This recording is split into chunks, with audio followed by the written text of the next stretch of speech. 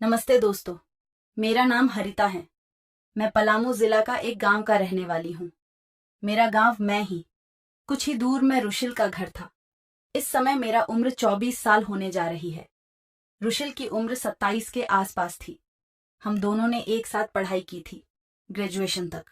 जवानी की दहलीज पर आते ही रुशिल मेरी तरफ खिंच गया और मुझे अपना दिल दे दिया। मैं भी रुशिल को पहले से ही पसंद करती थी, लेकिन मैं भी बोलने से डर रही थी।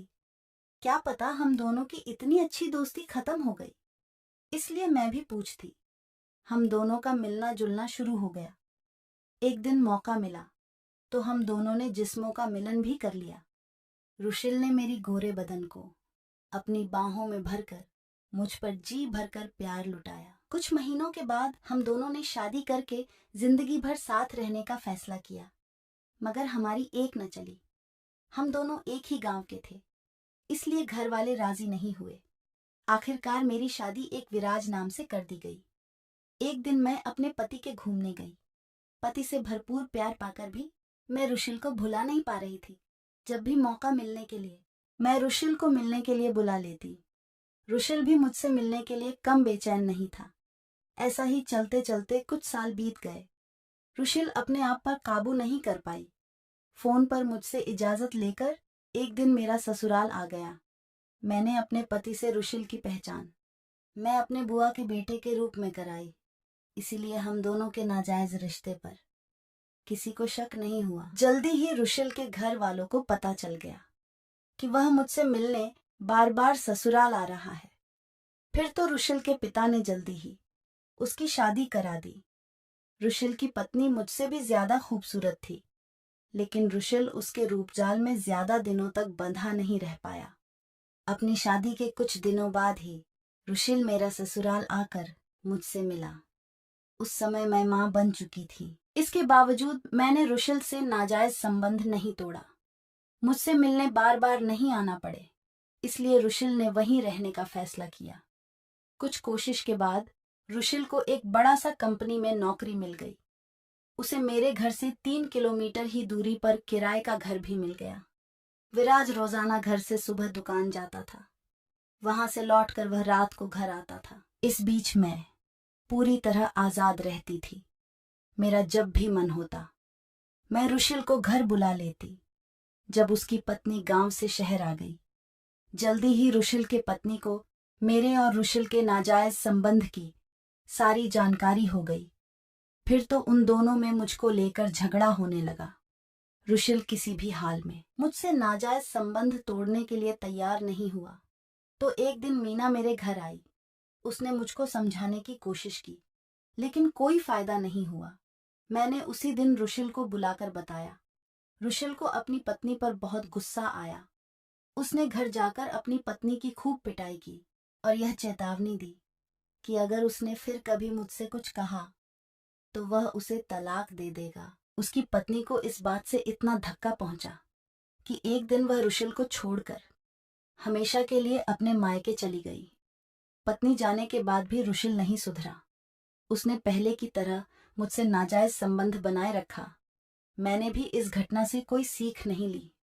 एक दिन विराज को किसी ने रुशिल और मेरे नाजायज संबंध के बारे में सब कुछ बता दिया। विराज सीधा साधा था, वह मन में छल कपट नहीं रखता था। तो एक दिन उसने मुझसे पूछा, क्या यह सच है कि रुशिल से तुम्हारा नाजायज रिश्ता है? तुम दोनों की वजह से ही रुशिल की पत्नी उसे छोड़कर चली गई है। पहले तो मैं घबरा गई, मगर तुरंत मैंने अपने आप को संभाल लिया और बोली, यह आप क्या कह रहे हैं? मोहल्ले वालों की बातों में आकर भाई बहन के पवित्र रिश्ते पर इल्जाम लगा रहे हैं। आप ही बताइए कि क्या मैं चरित्रहीन लगती हूँ? यह कहकर मैं रोने लगी। विराज को मेरी बात पर भरोसा हो गया और उसने मुझे यह कहकर चुप कराया कि अब वह मुझ पर शक नहीं करेगा। इसके बाद 10-15 दिन और बीत गए। एक दिन विराज के पड़ोस की मुंह बोली चाची ने उसे मेरी और रुशिल की सारी करतूतें बताते हुए कहा कि अगर उसने जल्दी ही मेरे और रुशिल के नाजायज संबंध को नहीं रोका तो मोहल्ले के लोग उसकी पत्नी पर जिस्म फरोशी का आरोप लगाकर पुलिस के हवाले कर देंगे। विराज को अपनी मुंह बोली चाची पर पूरा भरोसा था। उसने रुशिल और मुझको रंगे हाथ पकड़ने का प्लान बना लिया। अगले दिन विराज दोपहर में अपनी दुकान से घर आ गया। उसने तय कर लिया था कि आज वह हर हाल में मेरे और रुशिल के असली चेहरे बेनकाब करके ही रहेगा। आंगन का दरवाजा बंद था। चारदीवारी फांद कर विराज अंदर आ गया। दबे पैर चलकर उसने बेडरूम के दरवाजे पर कान लगाया तो अंदर से उसे मेरी और रुशिल की बातें सुनाई पड़ी।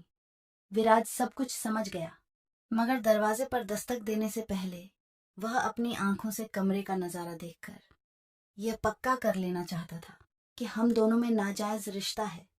दरवाजे में कोई छेद नहीं था, इसलिए वह खिड़की की तरफ बढ़ गया। उसने खिड़की के पाटों के बीच एक दरार में आंख लगा दी। भीतर का नजारा देखकर विराज हैरान था। मैं बिस्तर पर लेटी थी। रुशिल मुझसे सटकर बैठा था। वह मेरे गालों को चूम रहा था। विराज का खून खौल उठा। उसका मन मेरा कत्ल करके जेल चले जाने का हुआ, मगर उसने यह सोचकर इस विचार को छोड़ दिया कि अगर वह जेल चला जाएगा तो मेरा बेटा ख्याल कौन रखेगा। विराज मुझको और रुशिल को यूं ही नहीं छोड़ना चाहता था। वह हमें सबक सिखाना चाहता था, इसलिए उसने दरवाजे पर दस्तक दी। दस्तक सुनकर हम दोनों अलग हो गए, अपने कपड़े ठीक करते हुए। मैं बिस्तर से उठकर आई और दरवाजा खोल दिया। जैसे ही मेरी नजर विराज पर पड़ी, मेरा हलक सूख गया। मुझको कुछ कहे बिना विराज कमरे में आ गया और उसने रुशिल को ढूंढ निकाला। वह पलंग के नीचे छिप गया था, मुझको लात घूंसों से मारते हुए। विराज ने कहा, धोखेबाज औरत, तूने तो कहा था कि रुशिल तुम्हारा बुआ का बेटा है। मोहल्ले के लोग यूं ही तुझे बदनाम करते हैं। अब बता कि यह सब क्या है। मैंने झट से विराज के पैर पकड़ लिए और अपनी गलती के लिए माफी मांगते हुए कहा कि अब मैं रुशिल के साथ नाजायज संबंध नहीं रखूंगी। विराज मुझको एक मौका और देना चाहता था, इसलिए उसने मुझे इस शर्त पर माफ किया कि मैं आइंदा रुशिल से नहीं मिलूंगी। अपने बेटे का ख्याल करके विराज ने मुझको माफ कर दिया, मगर मैंने रुशिल से नाजायज संबंध नहीं तोड़ा। मैं सिर्फ सावधानी बरतने लगी। कुछ महीना बाद जब मुझको लगा कि मोहल्ले के लोग अब मेरे पति के कान नहीं भरेंगे, तो मैंने फिर से रुशिल को अपने घर बुलाना शुरू कर दिया। एक दिन विराज को एक काम से किसी रिश्तेदार के घर जाना था। मुझको कुछ सप्ताह बाद लौटने की बात कहकर वह चला गया, मगर उसकी ट्रेन छूट गई और वह घर लौट आया।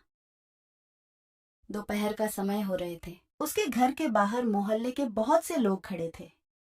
विराज ने उस भीड़ में एक से पूछा, क्या बात है? हम लोग यहाँ तमाशा देखने के लिए खड़े हैं। तुम अंदर जाओगे तो खुद जान जाओगे कि यहाँ कैसा तमाशा हो रहा है। विराज उस शख्स की बात समझ नहीं पाया। वह चुपचाप आंगन में चला गया। उसके बेडरूम का दरवाजा बंद था। पड़ोस में रहने वाला एक लड़का दरवाजे से आंख लगाए खड़ा था। विराज को गुस्सा आ गया। उसने लड़के का गिरेबान पकड़कर पूछा, मेरे घर में ताक झांक क्यों कर रहा है? चल, तेरे बाप को तेरी करतूत बताता हूँ। वह लड़का भी कोई कम नहीं था। उसने तुरंत जवाब दिया, मेरे बाप को बाद में बताना, पहले दरवाजा खुलवाकर अपनी पत्नी से पूछ कि तेरे रहते वह गैर मर्द के साथ कमरा बंद करके क्या कर रही है। विराज के हाथों के तोते उड़ गए। लड़के ने अपना गिरेबान छुड़ाया और अपनी राह चला गया। विराज ने गुस्से में दरवाजा पीटना शुरू कर दिया। विराज को देखते ही मैं डर गई। मैं कुछ समझ नहीं पाई कि ऐसी हालत में मुझे क्या करना चाहिए, लेकिन विराज समझ गया था कि मेरे और रुशील का प्यार है। हम दोनों समझने वालों में से नहीं हैं। विराज ने बरामदे में पड़ी लोहे की छड़ उठाई और रुशील के सिर पर वार किया, जिससे उसका सिर फट गया और वह चीख कर जमीन पर गिर गया और उसकी मौत हो गई। ये देखकर मेरी चीख निकल गई। सूचना पाकर पुलिस आई और विराज को गिरफ्तार करके ले गई। मेरी अपनी गलती को अभी सोच के पछतावा हो रही हूँ। दोस्तों, ये कहानी आप लोगों को कैसी लगी? कमेंट बॉक्स में जरूर बताएं।